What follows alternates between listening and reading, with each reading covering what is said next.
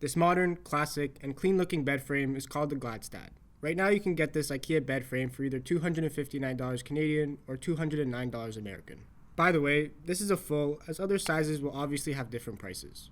But as you can see, the headboard, footboard, and the sides of the bed frame are all upholstered in 100% polyester, with at least 90% of that material being recycled.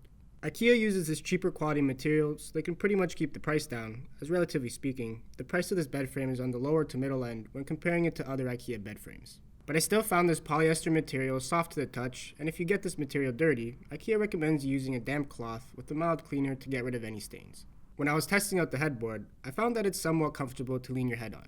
I noticed that IKEA used thinner foam, so there is some hollowness to it. The density of the polyurethane foam is 1.2 pounds per cubic foot, which means that it's of lower quality. You can expect it to lose its firmness relatively quickly, especially in the spot where you lean your head on the most.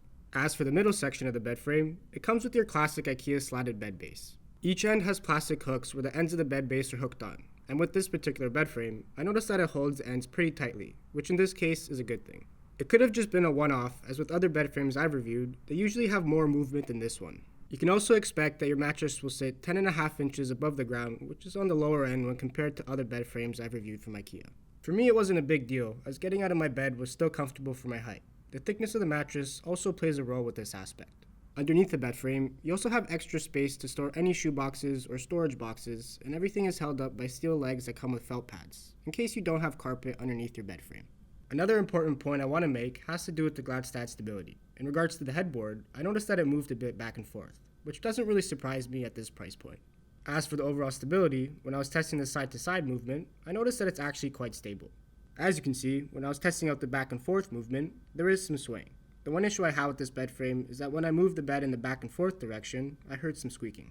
Again, this could have been a one-off, but comment below if you have this bed and experience the same thing. If you're still unsure, and your budget is around this price point, there is a similar bed frame I've reviewed that is called the Hauga. The styling is a bit different, but the materials, foam quality, and assembly process are quite similar. Click on the banner for that review. I would say that putting this particular bed frame together should take you around an hour or two, but if you want to speed up the assembly process, I also made a tutorial on it.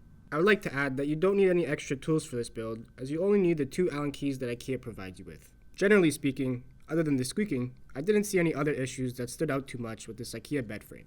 Smash that like button if you enjoyed the video, and screw that subscribe button if you want to see more furniture review videos.